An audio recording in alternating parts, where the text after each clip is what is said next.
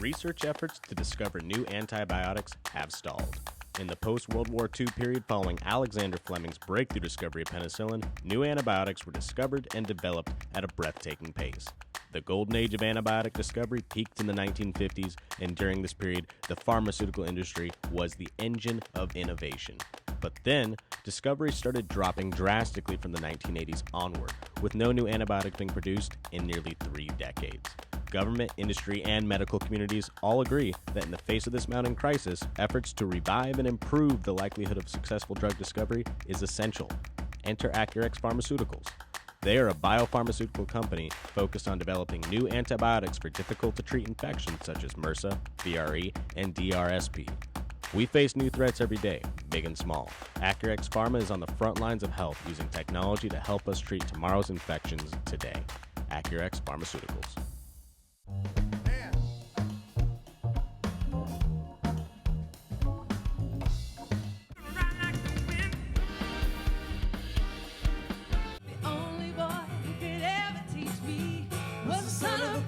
Man, ain't no lot to see.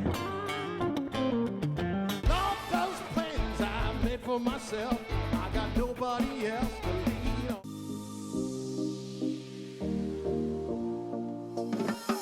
Welcome to everyone joining us to experience stories of resilience, hope, perseverance, and joy.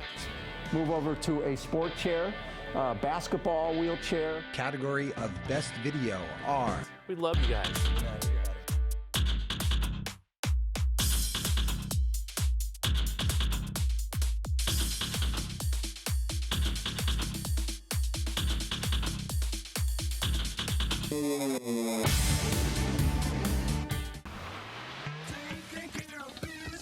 Welcome to the Big Biz Show, featuring insight, analysis, and a lot of stuff that's none of your business. Hold on. This is the Big Biz Show. I think it is their business. Making the markets work for you. Here's the man with the plan, Sully.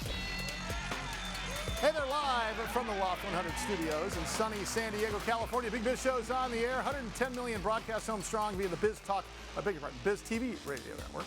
No, Biz Television Network. And then there's also Biz Talk Radio Network. Yeah, we're TV and radio at the same time. I'll get it at some point. After 30 years on radio and something like 13 on television. Let's say a big hello to Mike Costa as well as Hello. The Day Trader Quattro. 1, 2, 3,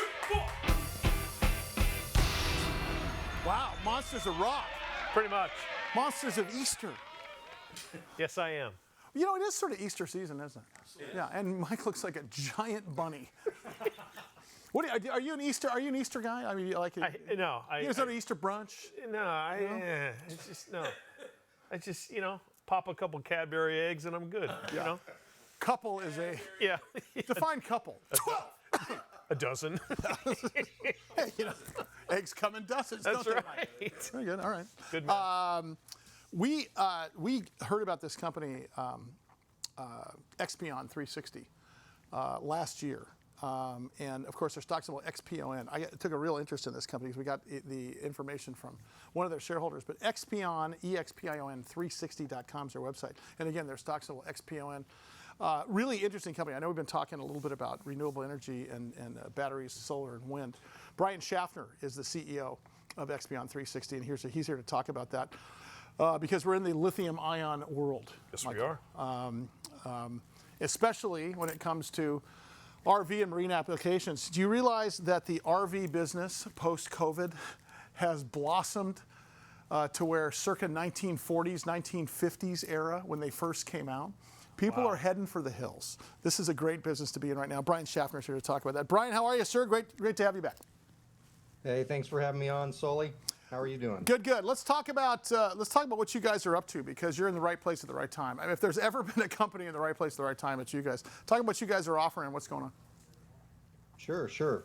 Well, we're just trying to make the switch from the traditional lead acid products that have been used in RV and marine in the past. Those can be very damaging to the environment, and trying to put people into systems that are more powerful, that have less weight for their footprint, and trying to do it in an environmentally friendly way. So that's the challenge that we have. Talk about the lithium-ion world. Talk about the fact that you guys are in this business where The RV and marine applications it's booming right now. I mean, even during COVID, it was unprecedented.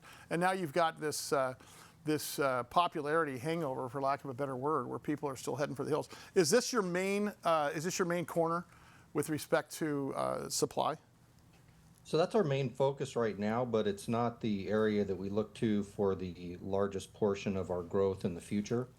In the future, lithium-ion, the lithium-ion market's going to be dwarfed by the potential in home energy. No kidding. Talk about how that works, because we're getting inundated with solar commercials. Next is going to be wind power. San Diego, believe it or not, it's going to be rain power. If anything, like this last November. I mean, honestly, it's San Diego. It really is. It's time to get our sunshine back. But talk about what that looks like in a home energy environment. Sure. Well, as you know, I don't know if you've been following net metering 2.0, net metering 3.0 related to California, but the big push for solar on your house in the past was that you could have a decent ROI because you were selling some of your power back through the grid. Right. To the power company. Right. So you'd get a check back from San Diego Gas and Electric or Edison or something like that every month if you were to supply enough power to power yourself and have some left over.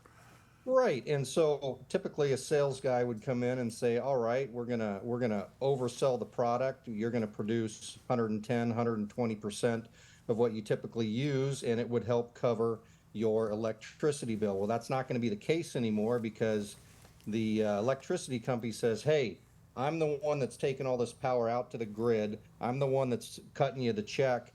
Their net metering 3.0 is going to cut by 60% in California the amount of that check. That really hurts the ROI and the incentive for solar, but we think we have a solution for that. And at the end of the day, does that look like a 2023 solution, or does that look like somewhere in the next few years? Can you share with us? Well, I think it's a couple of years out.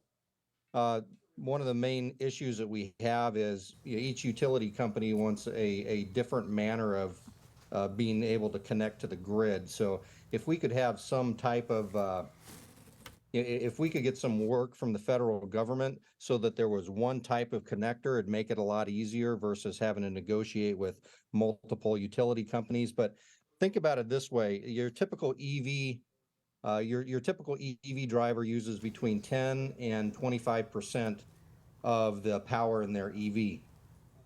So you don't have to put a very big system on a house to come home and charge up, and I'm going to use the word for free. We know there's an ROI on it. Sure, right. But to charge up for free with my RV. In fact, you take a look at the Tesla systems, the home systems, which are $30,000 to $40,000. You can probably do that for $5,000 to $7,000 if that's what you wanted to do.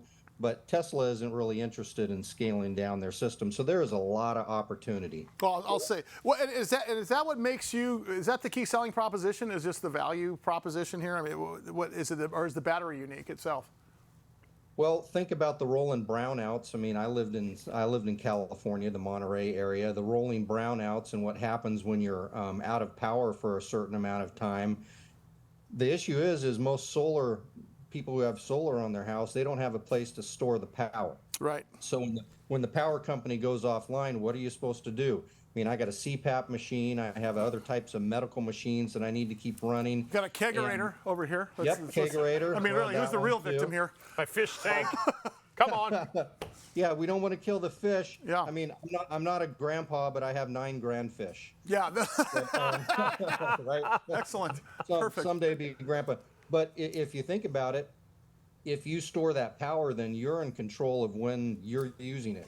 You know, whether you're, am I going to use it in the evening? Am I going to use it during times when the rate per kilowatt hour is more, so that I'm saving some money?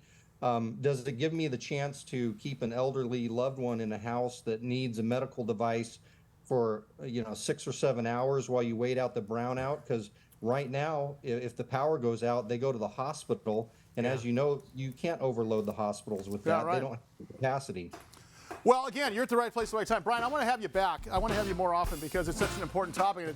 We've talked about 7 different sectors here. I want to start digging down with you. Brian Schaffner is his name. He's the CEO of Expion360. Power of the pursuit, as their website says. Their website, Expion360.com. Don't forget their stock symbol, XPON. We'll have Brian back real soon. Thanks, Brian. Appreciate it. Big Biz Show continues.